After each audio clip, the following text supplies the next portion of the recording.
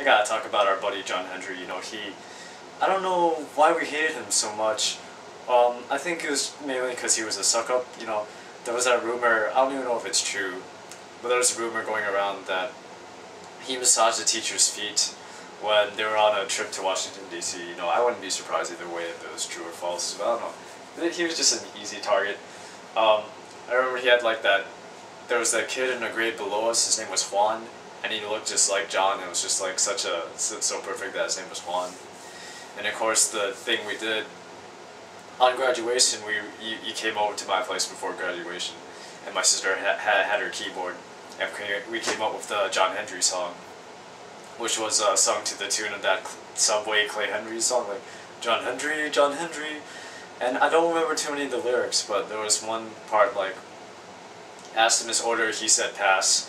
To get good grades, he kissed his ass. That was like that part of Durango's when his waitress asked for his order. And he was in that Model UN frame of mind, and he goes pass. And I remember, in Model UN we had the option to say yes or no, abstain or abstain, and one time he said like abstinence. So no, he was just like an easy target, great to make fun of, even though, I regret some of it these days. I'm a lot nicer these days. I think some of our best times during Riviera was after lunch, when we would have a break, I guess you would still call it recess. We got to a point where we were sick of basketball. There were too many people on the basketball course, so we were like, we gotta find something else. So you brought like a hacky sack, man, and it was like something only the honors kids knew about. Like I think it was only the honors kids who really ever played. And we all had our own little quirks. Like George, we called him wobbly legs, which became the schwobbly legs.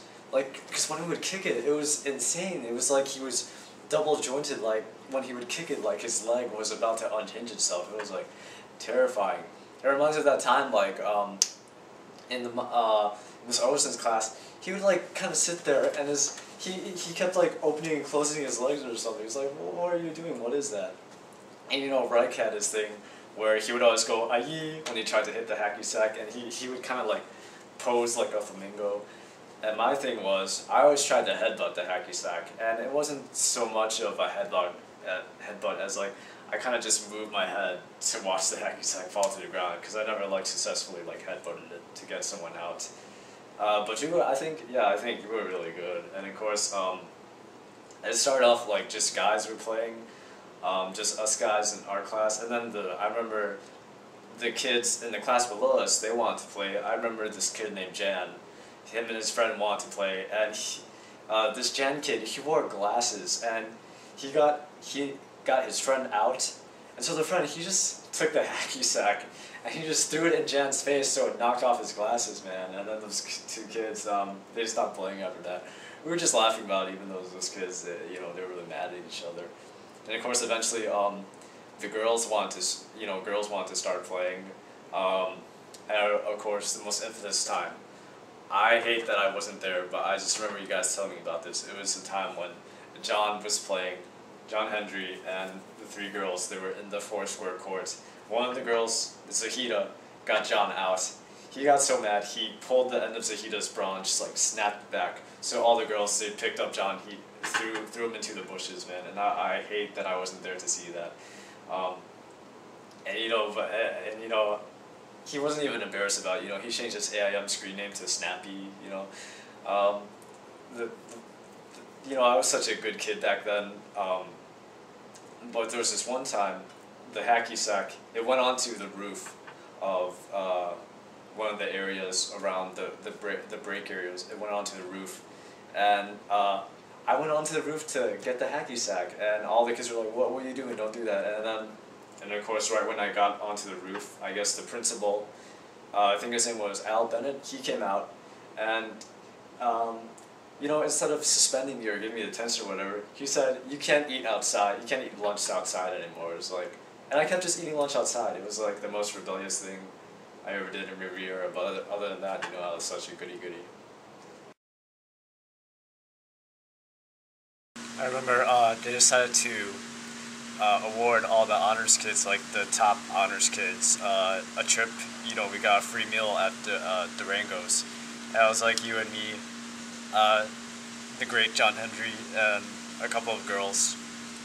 We got to go there in limousine. It was cool, and I remember we got there and we started being bored like right away, and we had like Mountain Dew, and we started making a concoction of like Mountain Dew, like salt and pepper, those Listerine packets, and like some Pepto Bismol. And me, we both drank it, but me, I was in trouble in the first place because I don't even like Mountain Dew by itself. And I remember, there's a couple of girls there, and they went to the bathroom all as a group, and we started wondering why do girls go to the bathroom like a group like that? So like you and me, I don't know if it was Taylor that was there, but it was you and me and one other guy. We decided to go to the bathroom as guys, and I think, we broke some new ground that night. That gender barrier of the gender stereotypes. We broke those stereotypes, man, and because John Hendry was there, that made it a lot more fun. This is when the Mao Yuan was going on. So when the waitress asked John his order, he said pass, and we thought that was so funny. And I remember those, we were making fun of him. And there was that little girl there. She was a couple of years younger than us. We were in 8th grade. She was in 6th grade. She started getting on John's case too, and then making fun of him.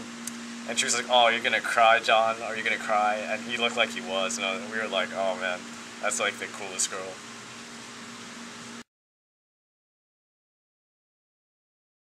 When it came time to graduate, the teachers they wanted like the best students to run the thing called senior superlatives. We would decide categories like smartest, most likely to succeed, best looking. I came up with these ridiculous categories that ended up not getting used, like best teeth or best eyebrows. It was like you, me. I remember Amanda Abunab was part of this group, and she tried to like sabotage the whole thing. So it was our job to go to every class and get the nominations. And once we had the nominations, we would go back to the classes, and then people would vote on the nominations. So we would know like who was winning in each category, so it was really surprising the day of the ceremony. No one who won was supposed to win. And I remember I had a hat. I won the hat for most perfect, and you won the hat for smartest. So at least with your hat, smartest, that makes sense. But I remember there's like some terrible picture where you and me were wearing our hats, and I got my most perfect hat on, and I just looked like really depressed, like all our hard work was for nothing. And it's interesting, like over time, the letters fell off my hat, so now it says most pee, and that's really creepy because these days, I drink a lot of bottled water, so I do actually pee a lot. I remember on that day on the graduation ceremony, you, me, Adam, Reich, Bill, Taylor, George, we were up in the bleachers, just like depressed, and we took like balloons and started like sucking the helium in from the balloons. Everyone's voices end up high pitched, but my voice, it was already so deep. When I sucked in the helium, it kind of just made my voice kind of like normal. And after graduation, I guess we wanted to party.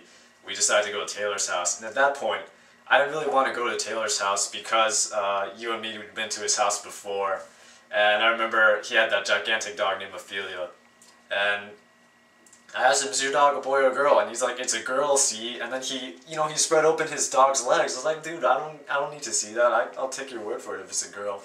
I remember I found like a topless picture of his mom just under all these papers, and then I found Taylor staring at it like, "Dude, what are you doing? That's his mom." But off to his house we went after graduation, and he brought his friend. He was a grade below us. He was just like hanging out with us. His friend's name was like Levi, and Levi, he brought us like these brownies. They were all like crumpled up. They weren't like whole brownies, but they were delicious. But to this day, I think they were special brownies because what we did after we ate the brownies, we put a mattress up against Taylor's wall, and we thought it'd be a really cool idea if we had one of us standing in front of the mattress, and then two other guys who would each take an arm of that guy and swing him into the mattress as hard as we could, and we each took a turn doing that for at least like 2 hours. So yeah, I always say like I've never taken any drugs, but I'm pretty sure those were special brownies.